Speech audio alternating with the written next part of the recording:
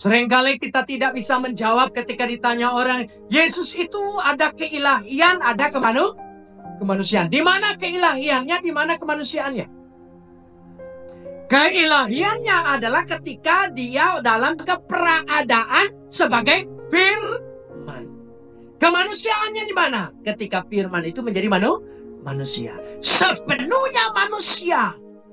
Ketika firman itu bersama Allah, sepenuhnya ilahi. Tapi ketika menjadi manusia, sepenuhnya manusia. Keilahian dan kemanusiaan tidak bisa berbaur, tidak bisa bercampur, tidak bisa. Jadi Yesus itu bukan setengah ilahi, setengah manusia. Kadang-kadang ilahi, kadang-kadang manusia. Jangan, itu tidak ada pengertian dalam dia sepenuhnya ilahi. Di mana sepenuhnya ilahi? Sebagai firman ketika dalam keberadaannya sebagai firman dalam diri Allah. Sepenuhnya manusia ketika dia menjadi manusia. Mari kita baca Filipi pasal 2 ayat yang ke-7. 1, 2, 3. Melainkan telah mengosongkan dirinya sendiri dan mengambil rupa seorang hamba menjadi sama dengan waktu menjadi manusia. Apa? Mengosongkan. Apa yang dikosongkan? Apa yang dikosongkan? Keilahiannya. Kosong. Kalau ngerti kosong. Ini kosong nggak? Nggak kosong kan? Saya ambil nih. Masih kosong nggak? Nggak ada. Kan yang namanya kosong nih. Berarti tidak ada sama sekali. Kenosis. Dalam bahasa Yunani. Kenosis. Kosong. Jadi tidak ada sedikit pun dalam ketika menjadi manusia. Kenapa? Jadi dia kalau nanti di kayu salib betul-betul mati. Kalau dia setengah ilahi, setengah manusia, paku salib itu bengkok. Yang ilahi tidak mungkin kalah. Nanti kebangkitannya, siapa yang membangkitkan dia? Bapa. Keilahiannya datang lagi. Membangkitkan tubuh Kristus. Karena maut tidak mungkin bisa menahannya. Jadi kekristenan itu harus bisa jawab di mana keilahiannya, di mana kemanusiaan. Jadi ketika betul-betul menjadi manusia, ya memang manusia seutuhnya manusia. Kalau saudara bilang, oh enggak, dia ilahi yang menyamar. Kalau ilahi yang menyamar, saudara terlalu banyak nonton atau baca komik dewa. Dewa yang nyamar. Tidak. Dia tidak samar-samaran. Tidak. Dia tidak nyamar-nyamar pakai topi. Tidak. Dia mengambil rupa. Mengambil rupa di sini betul-betul kata morfe. Bentuk, kondisi, format. Itu kata morfe. Kenosis, mengosongkan, mengambil rupa. Betul-betul mengambil bentuk. Dan ditegaskan yaitu homorati. Apa? Menjadi sama dengan homo. Tahu homo? Homo itu berarti sesama. Jadi betul-betul dia manusia. Saya bangga dia manusia. Karena dia memang memulihkan kembali manusia yang semula diciptakan Allah. Dialah gambar Allah yang memulihkan manusia. Lewat dia kita mendapat pemulihan. Nah, orang-orang, kembali lagi bacaan tadi Lukas tadi, orang Farisi ini nggak tahu dia punya keberadaan. Dia hanya lihat keberadaan. Makanya kalau baca Injil, ketika dia berbicara, akulah jalan, kebenaran, dan hidup. Seorang pun tidak sampai kepada Bapa kalau tidak melalui aku. Itu keberadaan atau keberadaan? Keberadaan. Tapi kalau dia menangis, berkeringat, sampai mencucurkan darah, itu keberadaan atau keberadaan? Keberadaan. Ya memang begitu. Ketika dia berkata, Eloi, Eloi, lama sabachthani. Papa, Papa, mengapa kau tinggalkan aku? Dalam keadaan apa? Keberadaan. Kalau keberadaannya tidak mungkin dia Eloi, Eloi. Orang dia sama dengan Allah yang mana lagi teriak dengan Allah?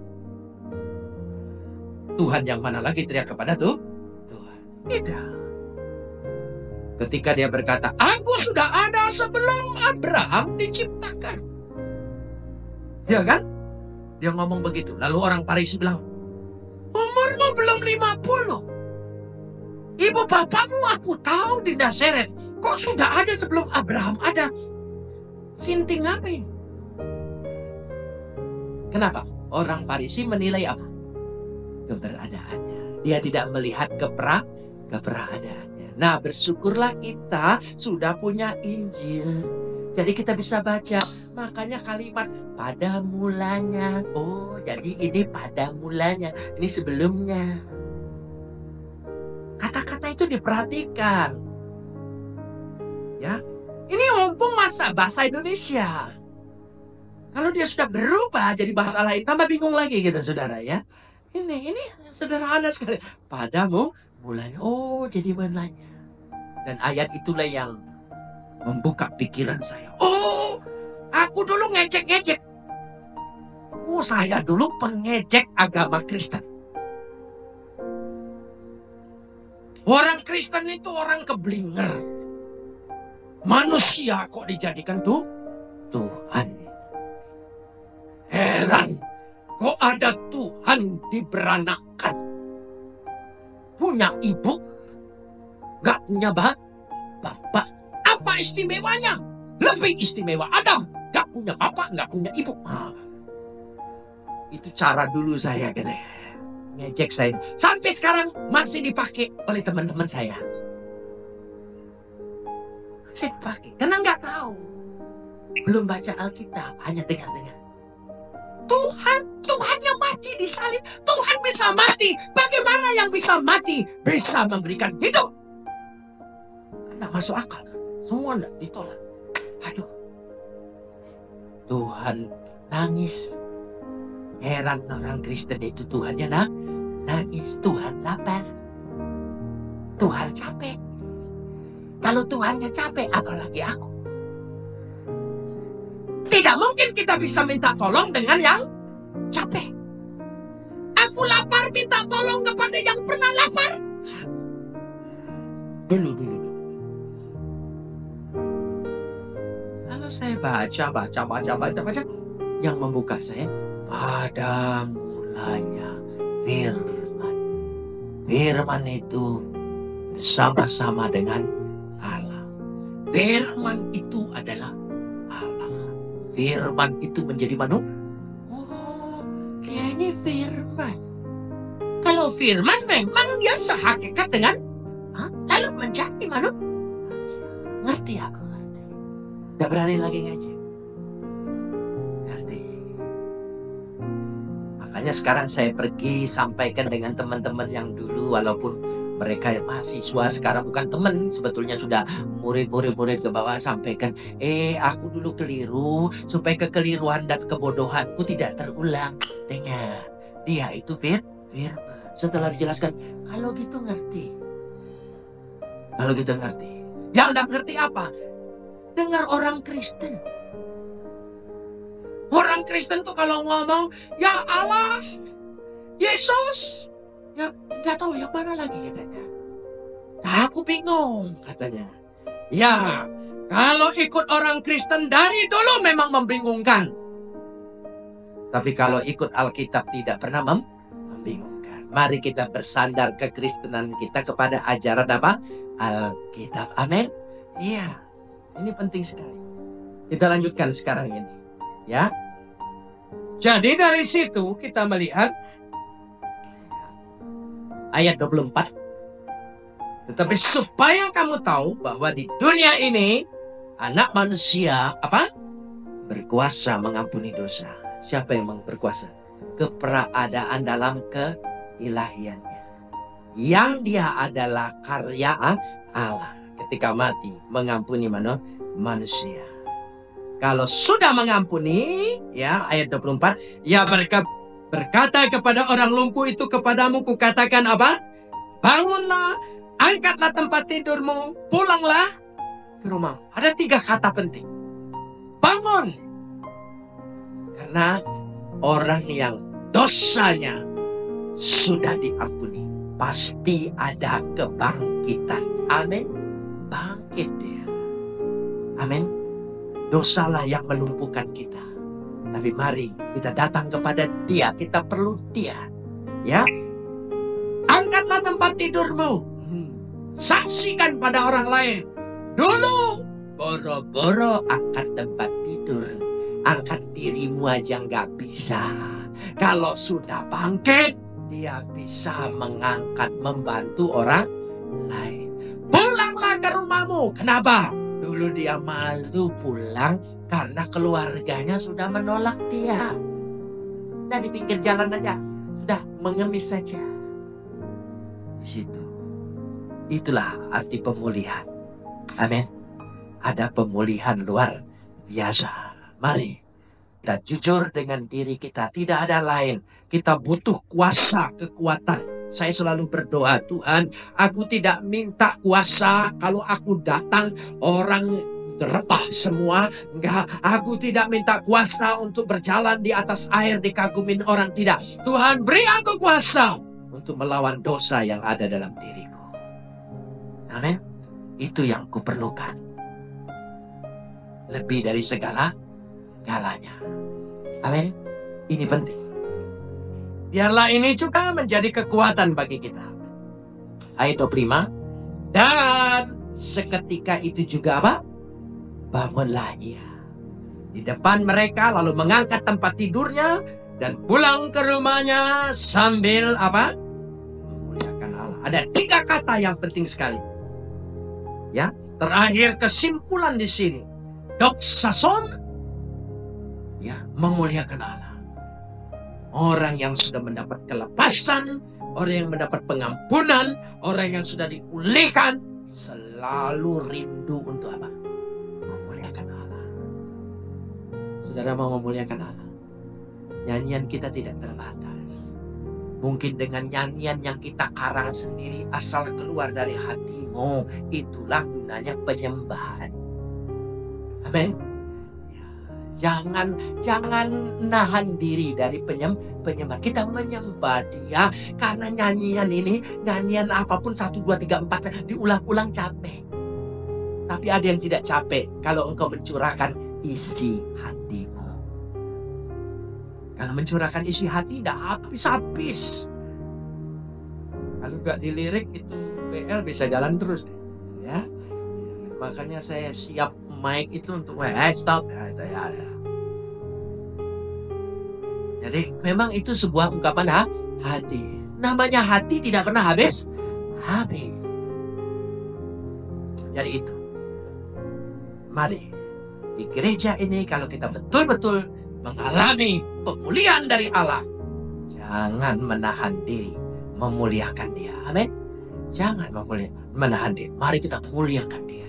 Ya, nyanyi suara yang paling keras. Malu kalau kita tidak keras. Karena rata-rata saudara kalau teriak di rumah kedengaran tetangga. Oh, di rumah, ya. Apalagi saya lihat wajah-wajah di sini, wajah utara. Malu kali kalau kurang keras itu, ya. Itu saudara harus keras. Gunakan suara kita memuliakan dia. Ada ibu dari Sangir. Orang Sangir itu orang pulau. Kalau teriak harus kedengaran ke pulau yang lain. Itu harus semuanya. Amin. Iya. Mana ada orang Manado bisa diajak rahasia? Iya, ya. Kenapa? Karena dia bicaranya keras. Ya, sudah begitu saja. Ayat 26. Ciri-ciri selain memuliakan. Semua orang apa? Takjub. Bahasanya ekstasi. Agak mirip-mirip narkoba ini. Iya, ekstasi. Ya, takjub. Jadi ketakjuban itu tidak bisa diungkapkan dengan kata-kata. Takjub. Gimana orang takjub? Bahasa cecak. Itu takjub.